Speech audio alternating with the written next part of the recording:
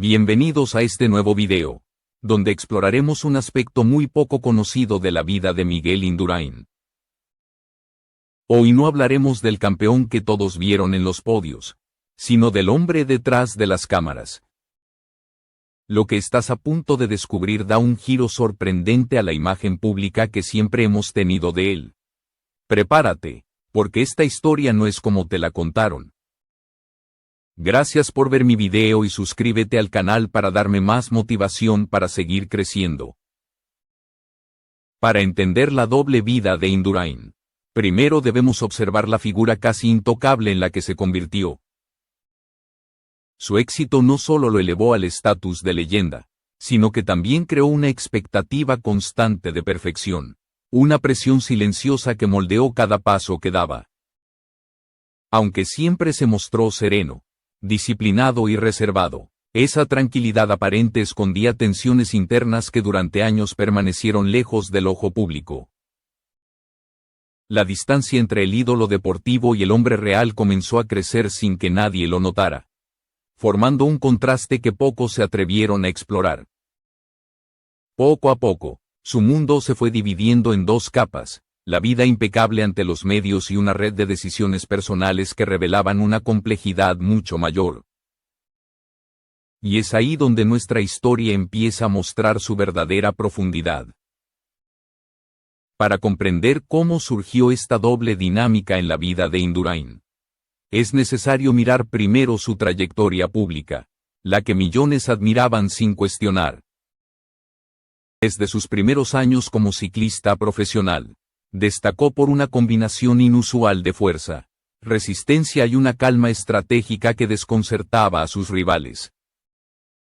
No era solo un atleta talentoso, sino una figura cuya disciplina parecía inquebrantable, como si su vida entera estuviera perfectamente controlada y orientada hacia el éxito. A medida que acumulaba victorias, especialmente en las competiciones más exigentes, la prensa comenzó a construir alrededor de él una imagen casi mítica. Una figura impecable que representaba lo mejor del deporte español. Sin embargo, detrás de ese perfil intachable había exigencias que rara vez salían a la luz. Cada triunfo implicaba sacrificios personales profundos, desde entrenamientos agotadores hasta un aislamiento prolongado que lo separaba de quienes formaban parte de su vida cotidiana. La cercanía emocional se volvía un lujo que sus compromisos deportivos no siempre permitían. Y esa falta de equilibrio empezó a marcar la relación entre su identidad pública y su esfera privada. Gente veía al campeón, pero no al hombre que debía cargar con el peso de mantener ese nivel de excelencia sin mostrar debilidad. Entre entrevistas, patrocinios y compromisos oficiales, su rutina se volvió una sucesión infinita de exigencias que reforzaban su imagen de perfección, pero que lentamente lo alejaban de aquello que realmente definía su personalidad. Ese contraste creciente preparó el terreno para una transformación silenciosa. Mientras el mundo celebraba su figura pública, en su interior comenzaba a nacer una necesidad de escapar de esa presión constante. Una necesidad que con el tiempo daría origen a decisiones que nadie imaginaba y que lo llevarían a vivir dos realidades paralelas, separadas por un muro que solo él sabía que existía. Lo que para muchos era disciplina pura, para él se convirtió en una estructura rígida que empezaba a resquebrajarse, creando el espacio donde su vida secreta encontraría su primer impulso. Mientras su imagen pública seguía intacta, en la vida privada de Indurain comenzaron a surgir señales de una tensión que llevaba años acumulándose. Su círculo cercano notaba que, detrás de ese temperamento tranquilo que lo había caracterizado siempre, aparecían momentos de silencio prolongado, gestos que dejaban entrever un desgaste emocional difícil de ocultar. Él mantenía una rutina estricta, pero cada vez con más frecuencia se apartaba temporalmente de los entornos que antes consideraba esenciales. Esa distancia no era consecuencia de un simple cansancio físico, sino de una necesidad más profunda de encontrar espacios donde no estuviera obligado a representar al campeón perfecto.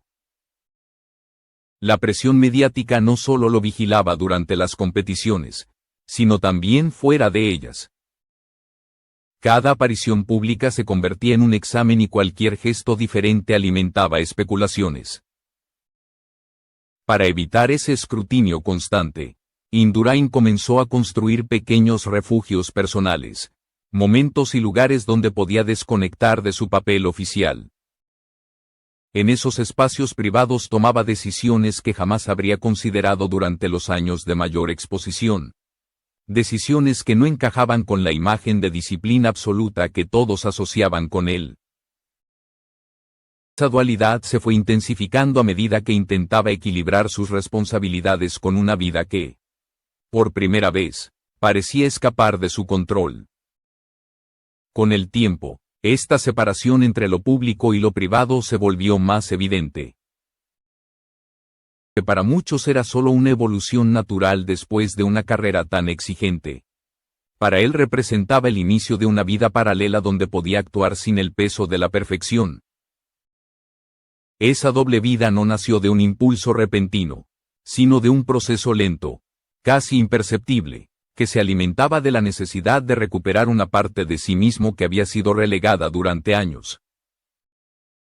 A medida que avanzaba en ese camino, comenzó a depender de un reducido grupo de personas que conocían fragmentos de esa faceta oculta. Personas que comprendían el desgaste que había soportado y que respetaban su necesidad de escapar del personaje que el mundo había construido a su alrededor. Fue en esa intimidad limitada y cuidadosamente protegida donde su historia secreta empezó a tomar forma definitiva. La consolidación de esta vida paralela alcanzó su punto más significativo cuando Indurain comprendió que la distancia entre ambas identidades ya no podía mantenerse sin consecuencias. Su entorno profesional seguía viéndolo como una figura sólida y controlada, pero quienes lograban acercarse a su vida más íntima notaban una transformación evidente. No se trataba de un conflicto moral ni de una rebeldía tardía, sino del intento consciente de reconstruir una identidad que había quedado truncada por años de exigencias externas.